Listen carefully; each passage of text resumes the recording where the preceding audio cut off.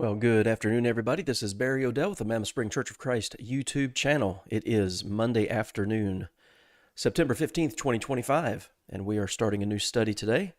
We're going to be digging into the book of Lamentations. Sheila, Lyle, good to see you guys. If you join on the stream, do two things. Say hello in the live chat and give the video a thumbs up. Appreciate the interaction that comes in these videos. If you have any questions or comments, feel free to put that stuff in the live chat here on YouTube. The audio is being recorded, will be uploaded to our Podbean channel, and then the YouTube link here will be shared to our church's Facebook page. The plan is to use this week, today, tomorrow, and Wednesday, to cover the book of Lamentations, obviously, the book written by Jeremiah. 5 chapters long, 154 verses, but it's within the same context that we've been discussing: the destruction of Jerusalem, attack of the Babylonians, Nebuchadnezzar, all of that stuff. 2 Chronicles 36, 2 Kings 25, Jeremiah 52. As you read Jeremiah chapter 52, Jerusalem, Judah goes off into captivity. Jeremiah 52 verses 28 through 30 record the three different deportations of the Jewish people at the hand of the Chaldeans. And so what we have when we turn the page then to the book of Lamentations is, here's what it's like. Thinking about the city of Jerusalem, what it is going through, and then what the people themselves are going through. There are some interesting statements throughout this book. I'm going to do it just like I did Jeremiah. We're not going to read every book, but we're going to hit some highlights in each of the chapters, make some practical application. So, glad you're here today. Lamentations introduction. So my Bible app has some introductory material. Not going to sit here and read it all, but Lamentations, the author says, describes the funeral of a city. It is a tear-stained portrait of the once proud Jerusalem, now reduced to rubble by the invading Babylonian hordes. In a 5-poem dirge, Jeremiah exposes his emotions. A death has occurred. Jerusalem lies barren. So, and again, an interesting book, and I think there are a lot of points of practical application dealing with sin and captivity, among other things. So one of the things that I tried to touch on repeatedly through Jeremiah as we went through that book is the constant references to God having risen up early, communicated to his people repeatedly through the prophets, and they would not give heed to what God had to say. Well, again, what we are going to read here in the book of Lamentations is a result of disobedience to God, and we have to take that seriously. It's really amazing sometimes what you encounter, sometimes even among God's own people. And hey, Connie, good to see you. Even among God's own people, of the lack of understanding the gravity of sin. I would say both individual sin and national sin, okay? And so as I was preaching yesterday, one of the things a comment that I made is, if we ever wondered if evil is real, last week should have removed any doubt that you ever had that evil is real. And we understand evil happens every day, but not on camera. So I'm 46, born in 1979. And I'm just thinking back. I don't remember what year. Maybe some of you who are a little more seasoned than I, try to put that nicely. I don't remember what year what year his attempted assassination was. I know in other countries there have been assassinations, but in my lifetime, of course, I think of 9/11, that horrific tragedy, but appreciate the laughy faces there. But what happened last Wednesday with Charlie Kirk was just, like I said, if you ever doubted the reality of evil, seeing that happen live should remove any doubt. And listen, I know bad things have happened throughout the history of our country. That's no secret. But wow. Last week was rough, and then the footage that came out of that, I think it was in late August, that stabbing in Charlotte, North Carolina, just absolutely brutal. And again, the prevalence of cameras everywhere. We were never as humans meant to be exposed to the amount of content in general, information in general from all around the world. We're not wired to handle all that, to be able to compute all that. But then you add on top of just the information, scenes like that scene from Charlotte, scenes like what happened in, what was it, Utah Valley University. I mean, just, we're not meant to see that kind of stuff. Well, the book of Lamentations, 2,500 years old, 2,600 years old, lays out in very graphic language the things that happened to the city, things that happened to the people, men, women, and children. And it's a brutal picture. But this book is about national sin and the fact that the nation, Judah, not that they didn't know, but that they were unwilling to change. Connie says, we saw John Kennedy was shot, but it wasn't as horrific as Kirk's. Yeah, and see, that's another thing. The advancements in technology, like my phone here shoots in 8K. I don't even know what that means. All right? Sounds like I know something, but I don't. Shoots in very high definition. And what was it called? The Zabruta film? Is that what that name was? But anyway, very grainy. 60 years old now, approximately. It's just a different world. And we've been exposed to a lot of things, and it's not good. All right, let's talk about Lamentations. Let me do this real quick before we get into the text of Lamentations. I'm going to run back just really quickly. 2 Chronicles, I want to show this to you. 2 Chronicles, I've got 35:25 written here. Let's see if that's right. Okay, yeah, so this is the death of Josiah. Jeremiah lamented for Josiah. And to this day, all the singing men and singing women speak of Josiah in their lamentations. They made it a custom in Israel, and indeed they are written in the laments. So Lamentations, crying out, weeping, things like this, it was going on. Josiah was one of the good kings towards the end of the nation of Judah, and the people knew that. Jeremiah knew that, and what we studied throughout his book partly addressed Josiah and his reign. All right, so let's get started here. It starts off, the book of Lamentations starts off addressing the city, and the city is mentioned by name in 7 verses in Lamentations. The city of Jerusalem, obviously. How lonely sits the city. So as the introduction in this Bible app said, this book of Lamentations is like the funeral for a city. How lonely sits the city that was full of people. How like a widow is she who was great among the nations. The princess among the provinces has become a slave. Well, again, that's what's happened. And it doesn't take long for Jeremiah to get into the reasoning. And like I know we've covered Jeremiah and we know the reasoning, but Lamentations just kind of lays it out as well. She weeps bitterly in the night. And you notice the emotional language. Okay, so Jerusalem's compared to a widow. Well, how might a widow behave after her husband is gone? She weeps bitterly in the night. Think about that. Her tears are on her cheeks. She feels alone. She has none to comfort her. All right, so among all her lovers, that's talking about the spiritual adultery that Judah was guilty of. There's nobody left to comfort her. Everybody that she tried to turn to, Egypt, remember we talked about that, trying to escape to Egypt for protection, they're not any help. All her friends have dealt treacherously with her. They have become her enemies. So absolutely alone. The city is in absolute devastation. Judah has gone into captivity, under affliction and hard servitude, etc. The roads to Zion mourn. All right, the city is shut down. Notice this.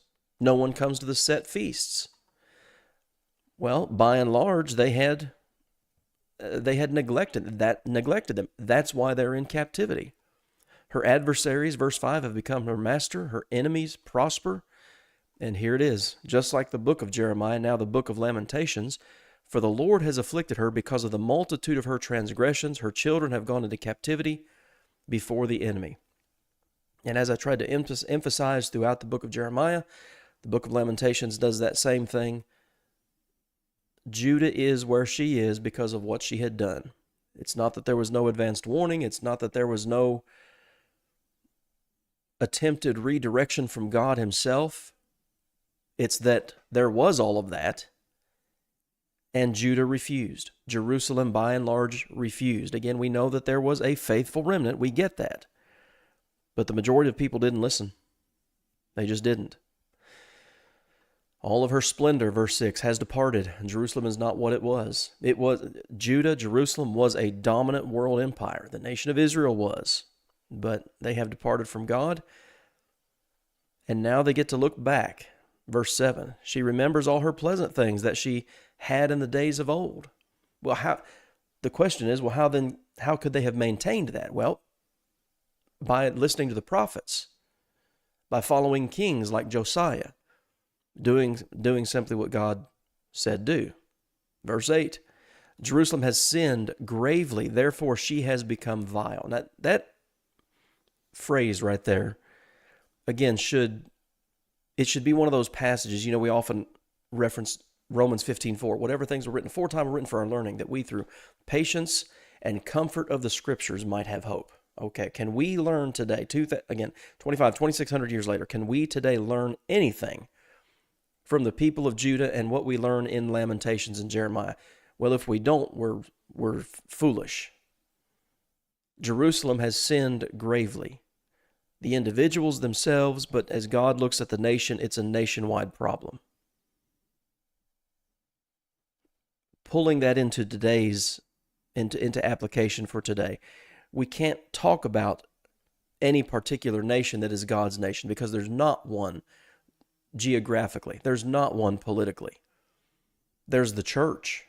So I think that's a good way to think about it. How does the church deal with sin?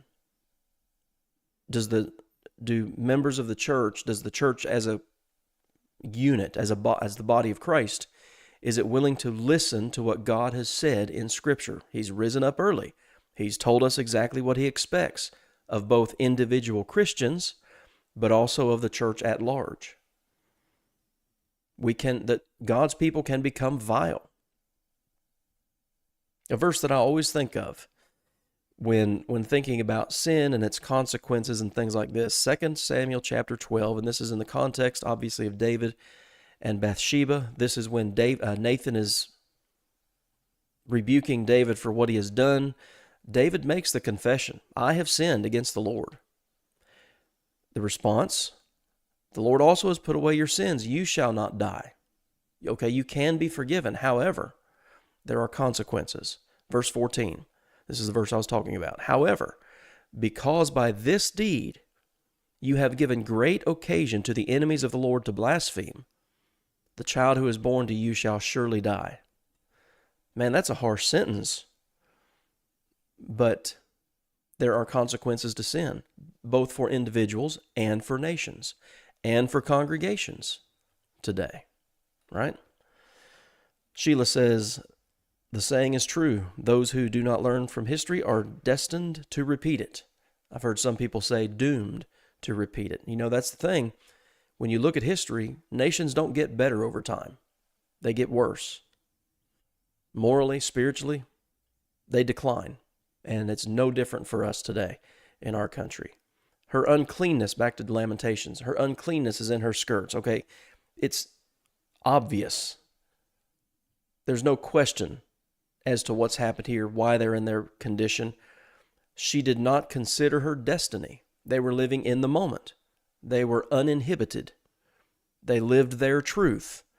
They did what they wanted to do. All of the language that we are so familiar with in our culture, it's no different than what they did.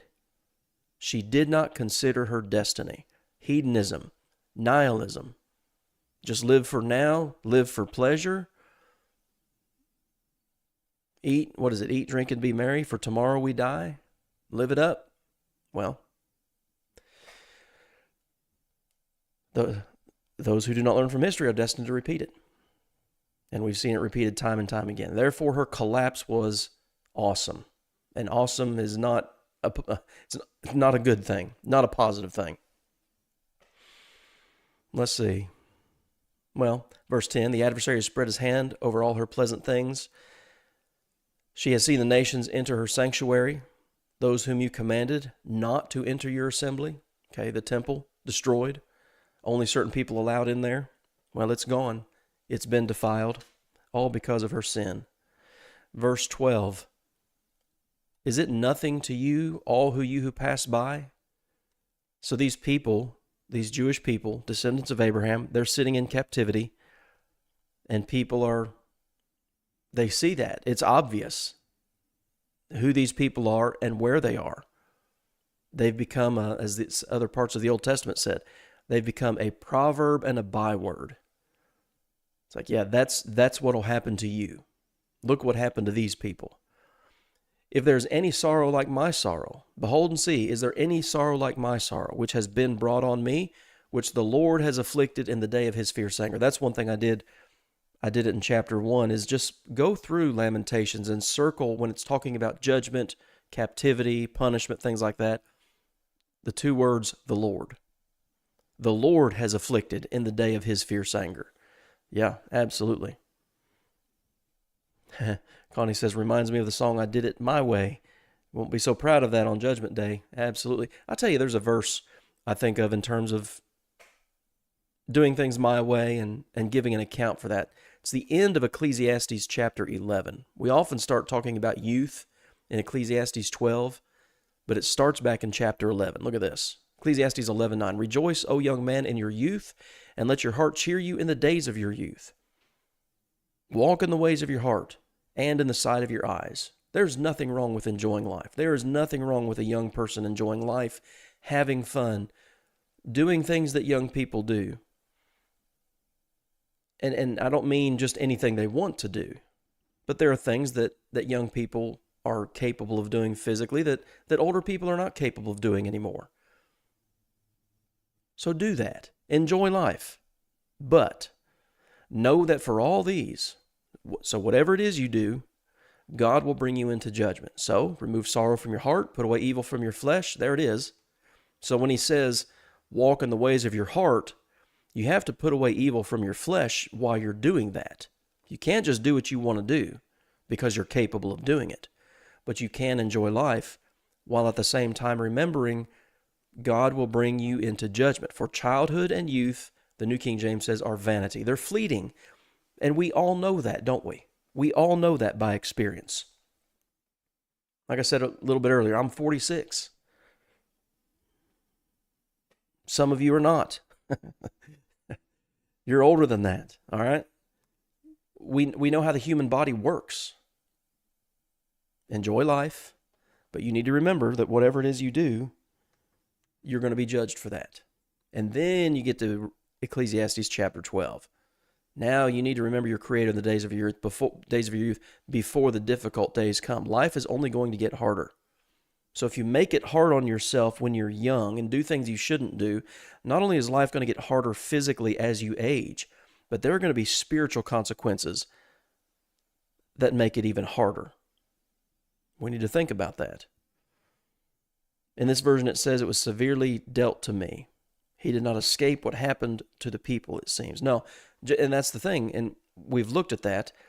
Jeremiah had to endure what the wicked had to endure. Daniel, Shadrach, Meshach, Abednego. The faithful had to suffer right along with the wicked. The difference is the faithful had assurance. The faithful were still right with God. All right, back to Lamentations chapter 1. From above, he has sent fire into my bones. Jeremiah talking. He's suffering right along with the rest of them. It overpowered them. He has spread a net for my feet, turned me back, made me desolate and faint all the day. Numbers 32:23. you can be sure that your sin will find you out. Why is that the case? It's not karma, okay? It's the judgment of God. And we need to remember that. It's not karma. It's God and his judgment. Jeremiah acknowledges it. The yoke of my transgressions was bound. That's why they are where they are. They were woven together by God's hands, his hands, you can see there. So, get down to verse 16. For these things I weep. My eye overflows with water, because the Comforter who would restore my life is far from me. My children are desolate because the enemy prevailed. Well, you think, if you've been removed from your homeland by hundreds of miles, how would you feel? And people you know, relatives, all of this, they're dead or they're suffering terribly. There's nobody to comfort Zion, another word for Jerusalem. Jerusalem has become an unclean thing among her adversaries. She's defiled. But notice this, and this is so important. Lamentations 1:18, the Lord is righteous. Jeremiah is suffering. The people are suffering. The city's destroyed. All hope seems lost, but God has done what's right. Why? For I rebelled against his commandment.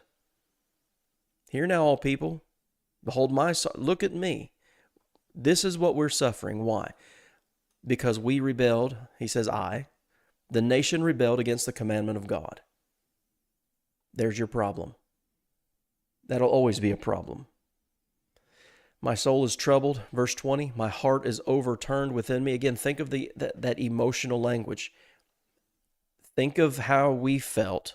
I mentioned earlier, 9/11. Think of how we felt. It felt like the world was turned upside down that day, didn't it? It was just something none of us had ever experienced. And hopefully don't ever have to experience anything like that again. But my heart was overturned within me. We can have some small idea of what that's like. I don't think to the extent that Jeremiah was dealing with it, but we get the idea. For I've been very rebellious. Outside the sword bereaves. At home it is like death. That's pretty brutal language, isn't it? I'm just surrounded by death.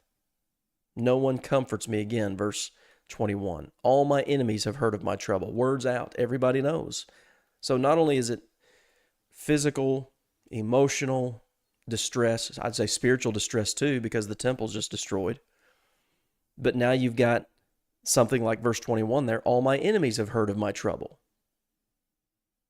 You're shown for what you are in this. Let all their wickedness come before you, and do to them as you have done to me. And we saw that throughout the book of Jeremiah, particularly chapters 50 and 51. Babylon was God's servant. They did God's bidding in the process of punishing and purging his people. And the prayer is now for, you might say, vindication. Do to them as you have done to me. For all my transgressions, for my sighs are many, and my heart is faint. And that's Lamentations chapter 1. So we don't really deal with, like, I know it's written by Jeremiah, but we're not really dealing with the politics, right? The 4 or 5 kings that we've dealt with through the book of Jeremiah. We're not really dealing with Nebuchadnezzar. We're just dealing with captivities here, the city's destroyed, and this is where my heart is. That's what Lamentations is all about. That's what I've got for today, guys. We'll come back to chapter 2 and 3 tomorrow. Chapter 3 is 66 verses, but we'll get through chapters 2 and 3 tomorrow. Appreciate you being here today. Go ahead and do this for me if you would. Let me know what you'd like to do after Lamentations, because it's only 5 chapters and we'll be done with it on Wednesday. So again, if you have a biblical text you'd like to study, questions you'd like to ask, we can do something like that. I can do a Q&A. Let me know. Send me a message on Facebook.